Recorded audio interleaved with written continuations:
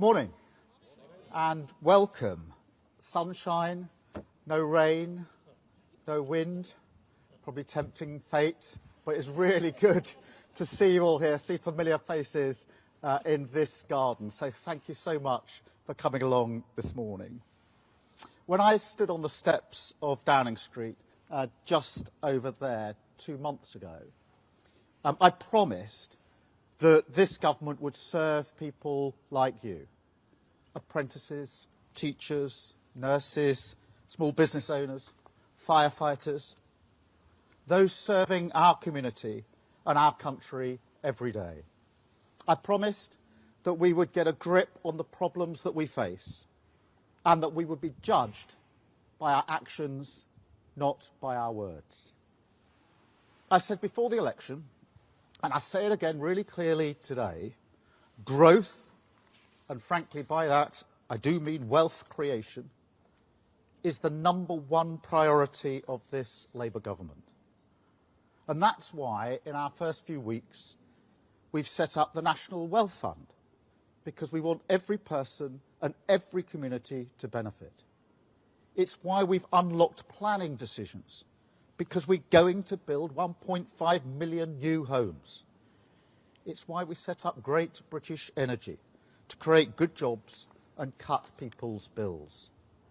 And it's why we ended the national strikes that have crippled our country for years. Because I defy anyone to tell me that you can grow the economy when people can't get to work because the transport system is broken, or can't return to work because they're stuck on an NHS waiting list. We've done more in 7 weeks than the last government did in 7 years.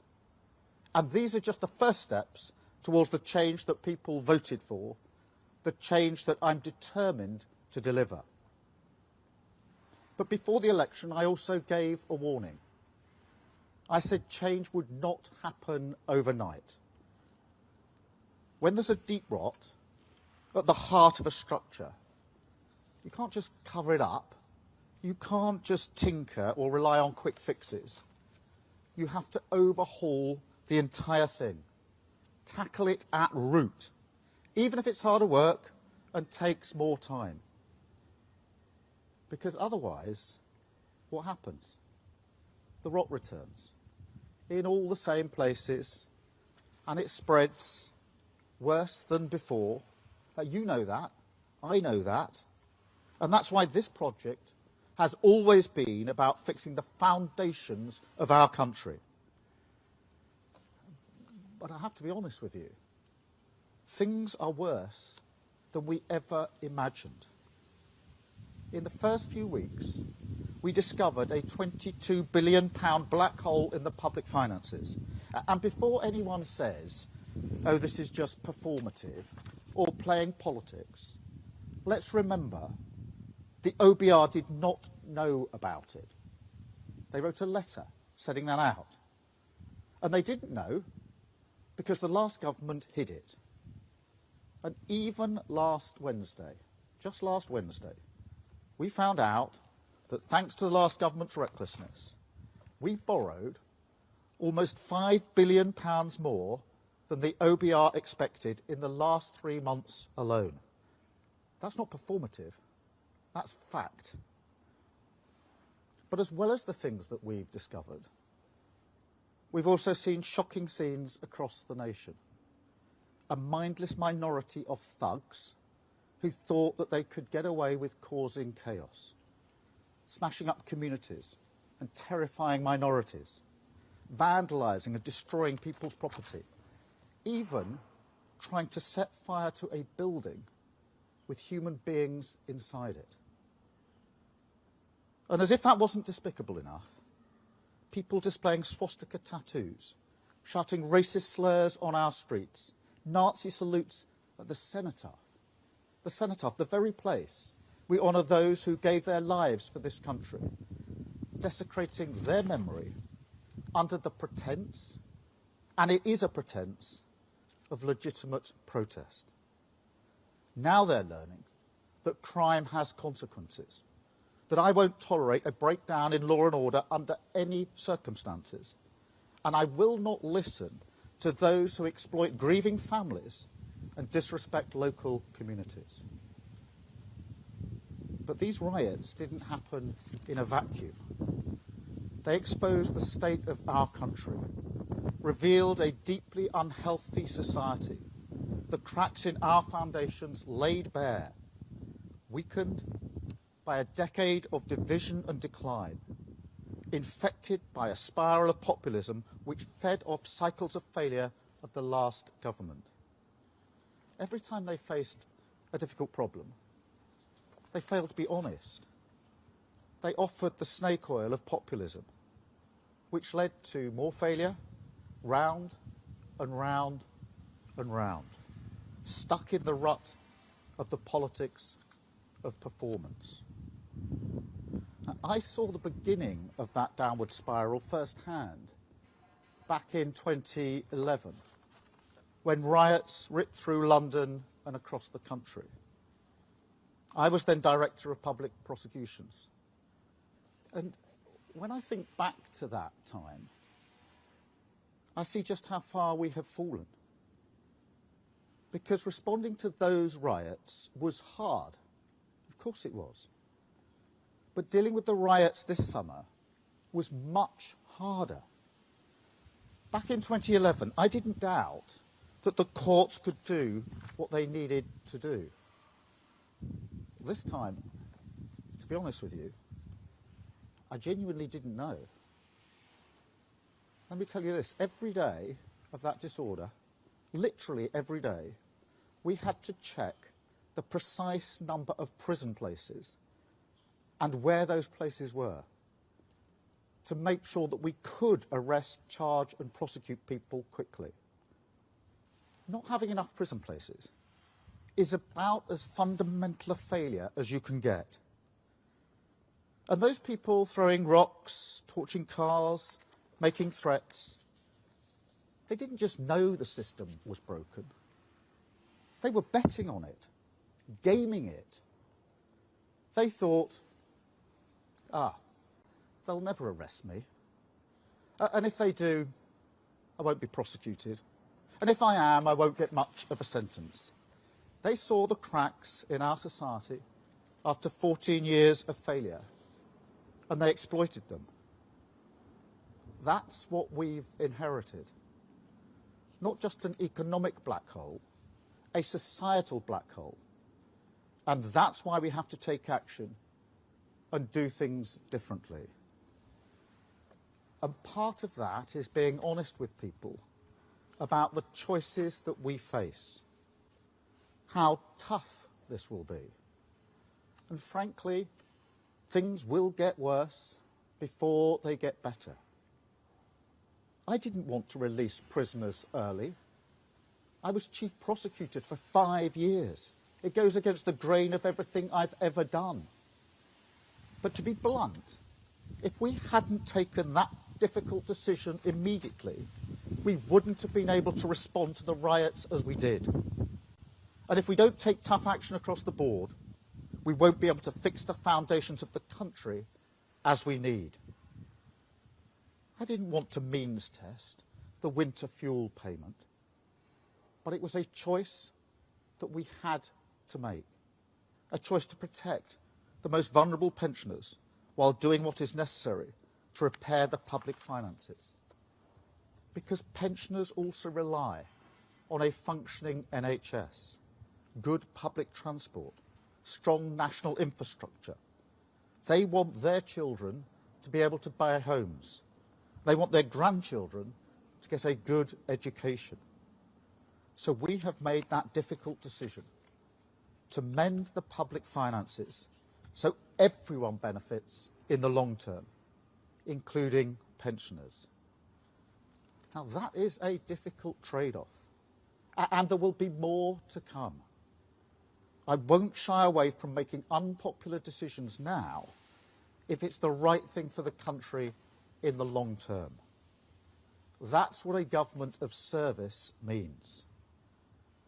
This shouldn't be a country where people fear walking down their street. their TV showing cars and buildings being set on fire. This shouldn't be a country where the Prime Minister can't guarantee prison places. This shouldn't be a country where people are paying thousands more on their mortgages or waiting months for hospital appointments they desperately need, where our waters are filled with sewage, where parents worry that their kids won't get the opportunities that they did, where nothing seems to work anymore. So when I talk about the inheritance the last government left us, the £22 billion black hole in our finances, that isn't about a line on a graph. That's about people's lives, your lives. And the Tories are still not being honest. They know their recklessness cost them the election, but they won't accept the cost that they've inflicted on the country. And they won't apologise for what they've cost you. They're just still thinking about themselves. Now, this government won't always be perfect. But I promise you this, you will be at the heart of it, in the forefront of our minds, at the centre of everything that we do. And that's why I wanted to invite you here today, to show that decent, hard-working people who make up the backbone of this country belong here. This is a government for you. A garden and a building that were once used for lockdown parties. Remember the pictures just over there of the wine and the food. Well, this garden and this building are now back in your service. It's not just that the last government relied on easy gimmicks and bad ideas. Those things happened precisely because the government itself lost its focus on the hopes and ambitions of working people. During those recent riots, I made huge asks of the police and of the criminal justice system. People already stretched to the limit. They knew I was making big asks of them, and I'm not going to apologise for it. But let me tell you this, they delivered. They deserve our gratitude. And that's why I went to Southport, to Lambeth, to Belfast, to thank them personally, to shake the hands of the first responders who rose up to the ask I was making of them. They deserve a government that trusts them, supports them, and works with them. That is the sort of government that we will be. One that works with people, not does things to them. One that believes in hard graft, not gimmicks. Honest about the challenges we face, and working tirelessly to fix them. And that is how we will always work. Now, next week, Parliament returns. The business of politics will resume. But it won't be business as usual, because we can't go on like this anymore. Things will have to be done differently. We will do the hard work to root out 14 years of rot, reverse a decade of decline, and fix the foundations. Between now and Christmas, we will carry on as we've started, action, not words. We will introduce legislation and take decisions to protect taxpayers' money, to take on the blockers by accelerating planning to build homes and boost growth. We will forward this autumn to harness the full potential of AI for growth and for the public good. We'll bring rail service into public ownership, putting passengers first. The biggest levelling up of workers' rights in a generation to give people security, dignity and respect at work. And Great British Energy will be owned by the taxpayer, making money for the taxpayer, producing clean energy and creating good jobs. That is our focus for the rest of the year. But I will be honest with you, there is a budget coming in October, and it's going to be painful. We have no other choice, given the situation that we're in.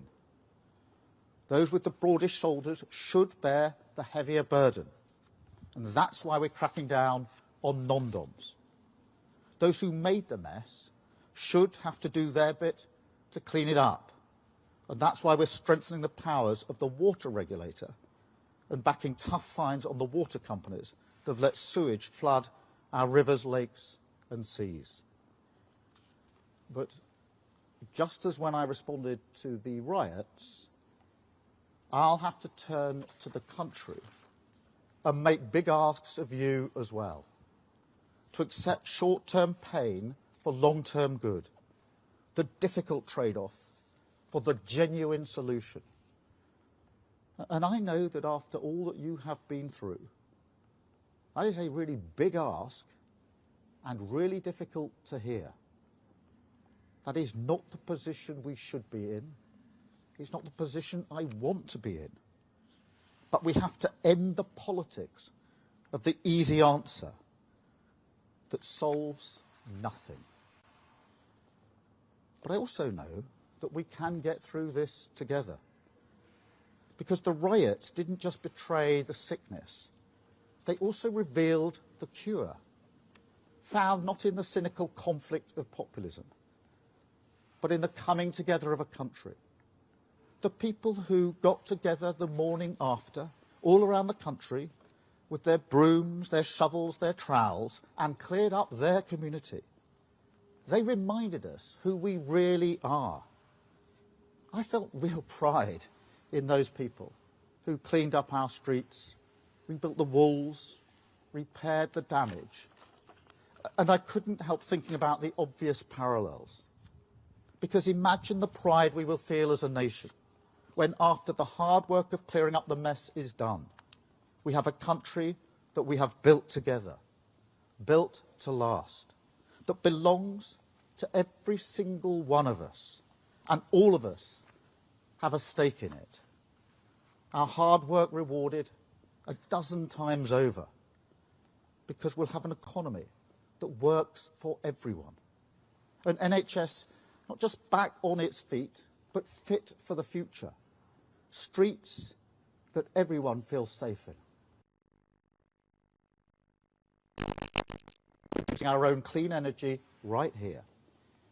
And giving every child, wherever they come from, whatever their background, the chance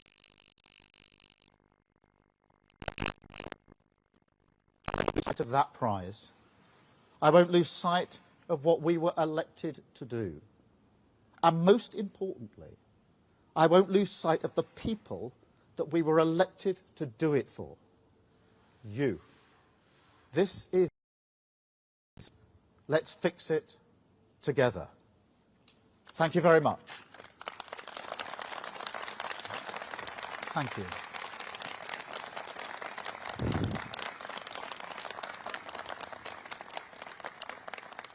Now I've got a number of questions from the media, and I'll start, if I may, with Vicky Young from BBC News. Vicky.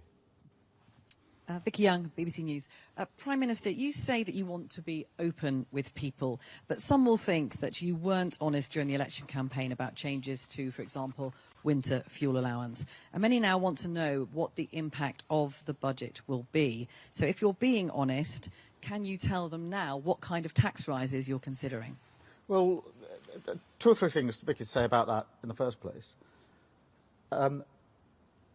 We were being honest about the situation before the election. We set out very clearly what we would be doing with tax rises. I made it clear on numerous occasions that national insurance, VAT and tax would not go up, the triple lock for working people, income tax.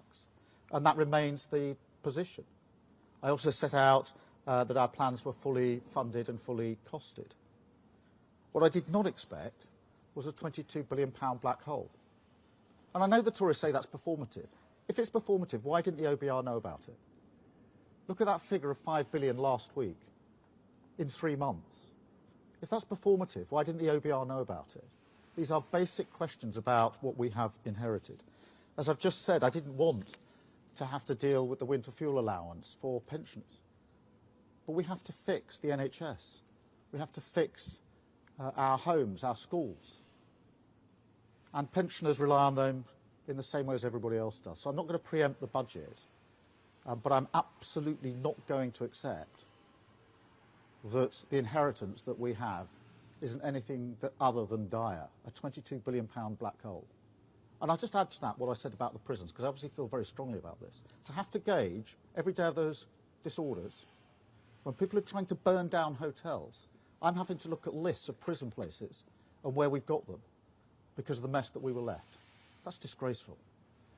No Prime Minister should ever be in that position when trying to deal with disorder. That's what we inherited. That's what we will fix. Thank you, Vicky. Anushka, please. Thank you. Anushka Rastana, ITV News. Prime Minister, you talk about choices, and there are plenty of things you've chosen to spend money on. You've chosen to give bumper pay rises to doctors, higher than for nurses and teachers, and you've chosen to take these benefits off pensioners. Age UK say 2 million will be pushed into hardship as a result. So what do you say to those pensioners who are not well off, who feel that you are choosing to balance the books on their backs?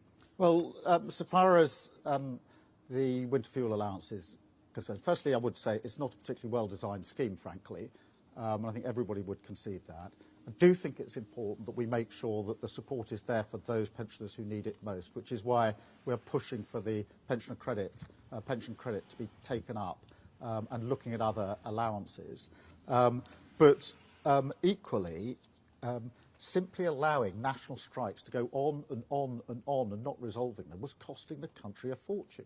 You can't build the economy, you can't grow the economy if you haven't got a basic transport system that's working. You can't grow the economy if people can't get back to work because they can't get the operations that they need. And we've got to get the economy going. And so that is why we've made the decisions that we have made. And on the pay review bodies, more broadly, it doesn't cover all of the disputes that we've had to deal with. What we know is the last government didn't set a framework for that when they started down the road of the pay review. And they put at least one of them in the cupboard of the buildings over the road and ran away from it. We can't carry on like that. We've got to make difficult choices. Thank you, Anushka. I've got Emily from Channel 4. Emily with the Channel 4 News. Prime Minister, on prisons, what guarantee can you give to the public that no prisoner who is let out early will go on to harm anyone? Or is the truth that you can't guarantee that and that the early release scheme carries with it an undeniable risk? Well, look, the first thing is, obviously we put in place a framework to ensure that we don't release those who create the greatest risk. That's a basic safeguard that we've had to put in. And I'm not pretending for 1 minute this is a decision I want to make. I spent 5 years prosecuting people and putting them in prison. The idea of releasing people who should be in prison because the prisons are too full and we don't have the places goes against everything I've worked for years. But we've got to face facts. They haven't built the prisons, the last government. They've pretended that you could have longer and longer sentences, send more people to prison, at the same time that you could veto or choose not to have a prison built near you. They were false choices, and here we are, without the prison places that we need. So what are the options available to an incoming government? Let the prisons get so overcrowded that we can't arrest people and put them before our courts? Would that have worked in the disorder? I don't think so. I was really clear in my mind that one of the main ways in which we're going to have to deal with the disorder was making sure those who were throwing rocks, setting fire to buildings on a Saturday or Sunday were facing the full face of the law within days. I had to create the conditions for that, because the alternative, you would be putting a question to me saying, how come all these people in disorder didn't even get arrested, have not been put before the courts and can't be sentenced because we haven't got any places? This is not a decision that I wanted to take. It's not a decision that any Prime Minister would want to take. And I can't tell you how shocked I was when I discovered the full extent of what they've done with our prisons. And it's going to take time to fix it. I can't build a prison by Saturday. We will fix it. We've already taken the measures that are necessary to make sure we can get through the disorder. But I shouldn't be sitting in the Cobra room with a list of prison places across the country on a day-by-day basis, trying to work out how we deal with disorder. But that's the position I was put in, and it's frankly not good enough. Thank you, Emily. Beth. Thank you, Prime Minister. Beth Rigby, Sky News. Prime Minister, you say you want to build trust and be honest with people. You've got off to a bad start with pensioners who voted for you, and then you cut their winter fuel allowance, and it wasn't in your manifesto. You also said in the general election you had no plans to raise taxes beyond what you'd set out in your manifesto. Now you're saying something else. So can you please level with people? Are you going to raise taxes? And are you looking, when you talk about the broader shoulders, are you looking at taxes on working people? Or are you now looking at a range of wealth taxes on shareholders, homeowners, big business? Thank you. Beth, as I said in the campaign, in relation to working people, income tax, VAT, national insurance, we will not increase tax. I was clear before the election, I'll be clear again after the election. Obviously, the budget is in a number of weeks and the detail will be set out there. But I say again what I said before the election, which is we have to get away from this idea that the only levers that can be pulled are more taxes or more spending. Our number one mission is to grow the economy, to make sure that we are creating the money in the first place. That remains the number one mission. Nothing knocks that mission.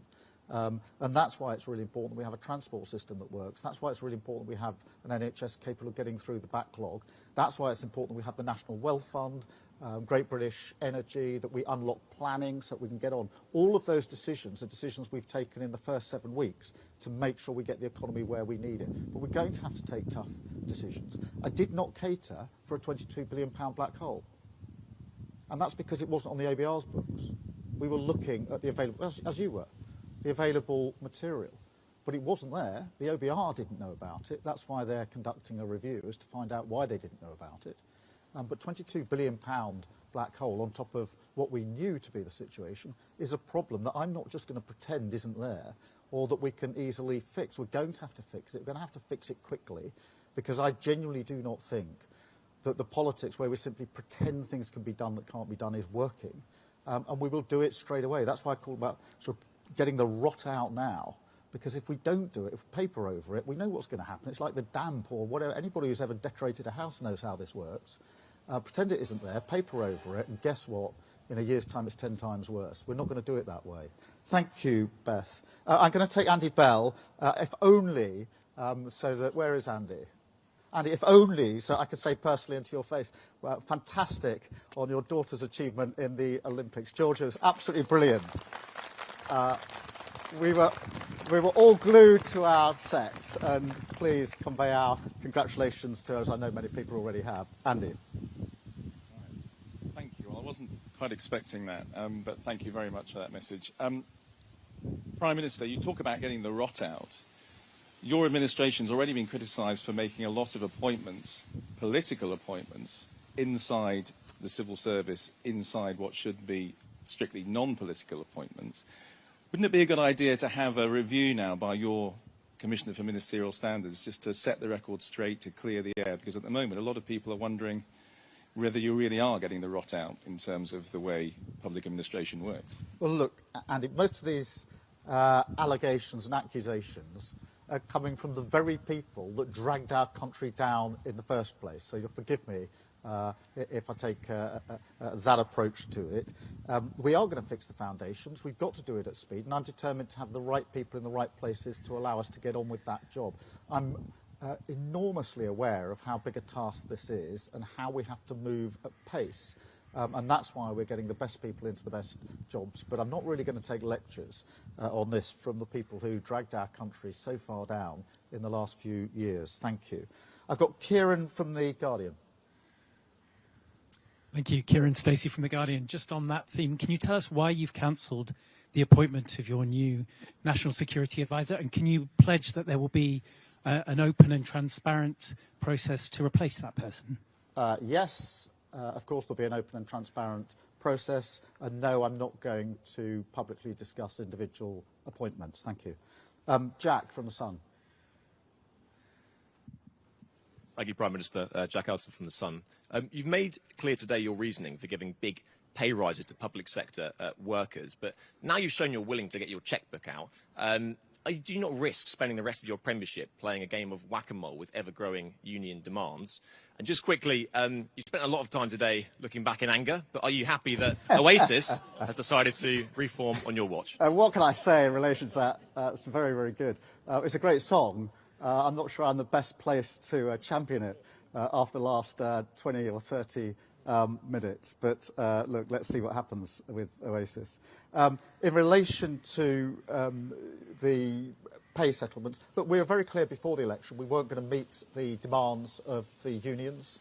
They were making demands which we did not think could be met, and we haven't met them. We'll take the same tough approach as we go forward in relation to any pay issues. We have to take that approach, and therefore I will be as tough on this as I was before the election, because we have to be tough about it. But I'm not going to pretend that having hospitals that can't operate properly is good for the economy, or having a transport system where people can't get to work is good for the economy. Just sitting it out year after year was costing a huge amount of money. So the government has to get the balance right. But let me be clear, I'm going to be really tough about this with the unions, as I'm being tough with everybody else, because this is part of the work we have to do to get out the rot and start to rebuild our country. Thank you. I've got Chris from The Times. Thank you, Chris Smythe from The Times. Just to follow up Andy's question about the widespread concern of people with Labour links being appointed to the civil service, was your answer effectively that process doesn't really matter when the task is so urgent? And if you are talking about honesty and service, can you not just explain why you appointed some of these people, why Lord Ali, for example, had downstream past what he was doing here? And again, on Beth's theme, you said clearly wealth taxes are in the frame. Are you also saying to people that further spending cuts are also being looked at? Well, let me be clear. I wasn't saying process doesn't matter. I think you and others have heard enough from me over the years to know that process does matter to me. Procedures do matter to me. And I'm absolutely determined to restore honesty and integrity to government, because I think that is core to ensuring that people appreciate that politics can be a force for good. I think one of the reasons people have been disillusioned, disaffected, if you like, in recent years is because they can't see politics as a force for good. So that process and procedure and doing things properly matters to me beyond the fact that it, as it were, should be done properly. I think it's core to politics. So I didn't mean that. And look, if you take Lord Ali, he's a long-term donor and contributor to the Labour Party. He was doing some transition work with us. He had a pass for a short-term time to do that work. The work finished, and he hasn't got a pass. You know, that's the state of affairs. And the second bit of your question, I'm so sorry.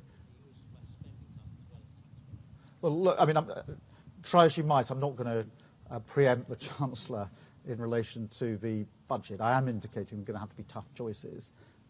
Obviously, we made commitments in relation to tax on working people in the election, which we intend to honour.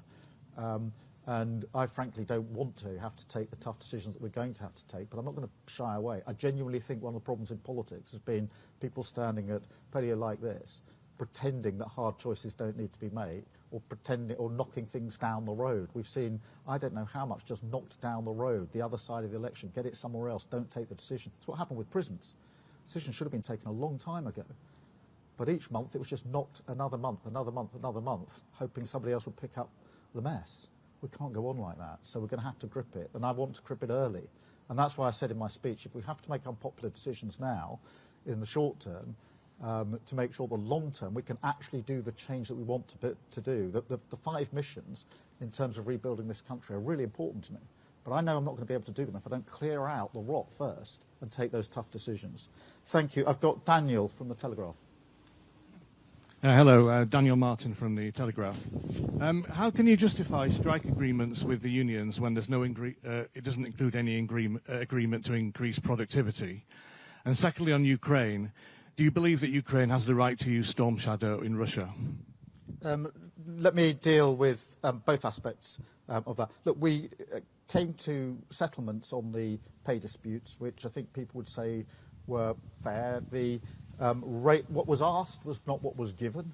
There was clear negotiation in those discussions. And as I say, we can't pretend that strikes, which would be going on a long time, are doing anything other than holding our country back and costing us a future. There's no neutral cost to this. In relation to Ukraine, as I've said many times, the position of this government is no different to the position of the last government. No new decisions or different decisions have been taken. We have put additional resource in terms of what we're providing, both money commitments and weapons commitments. I'm not pretending the last government wouldn't have done that, by the way, because I genuinely think one of the good things about recent years in relation to Ukraine, and there's not much good that can be said of it, is that there's been a unity in Parliament on that. And as I've said to President Zelensky and the people of Ukraine, we will stand with them for as long as it takes. I'm not going to get into tactical questions about the use of weapons for reasons that I know you'll understand.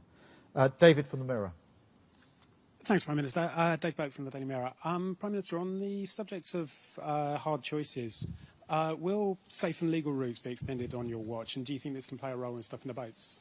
Well, so far as stopping the boats is concerned, we have got to take down the gangs that are running the vile trade in the first place, which is why we're setting up the Border Security Command. It's why when we had the European Political Community meeting just 2 weeks after I was elected, and we had 46 European leaders to Blenheim, I discussed with them in some detail how we would work better together to take down the gangs that are running this vile trade in the first place. I'm absolutely clear in my own mind that that's how it will be most effectively done. Just as in the recent riots, I drew on my experience of 2011 in terms of what worked to deal with the riots, so with the gangs that are running this vile trade, drawing on my experience of having taken down terrorism gangs, those that smuggle guns and drugs, I think that the same can be done with those that are running this vile trade. Thank you. And then Lucy from the FT. Thank you. Lucy Fisher. Prime Minister, you've spoken today about restoring honesty and integrity to government, and in your manifesto you pledged to establish a new independent ethics and integrity commission with its own independent chair. You've been in Downing Street for more than 50 days now. Can you commit to telling us when you're going to launch this commission, and can you confirm today that the chair will have the power to launch their own probes autonomously, and that they will be able to publish independent verdicts from those probes? Thank you. Well, Lucy, look, that is a commitment that we made. We will stick to it. I don't have a precise date. I do think it's important that it can initiate its own inquiries, if you like, because that has been an inhibitor in the past. So that commitment stands. As soon as we've got a date, I'll give you a date. But I am very keen that it has the ability to start investigations under its own steam, because I think that's one of the bits that's been missing. Thank you all very much indeed. Thank you.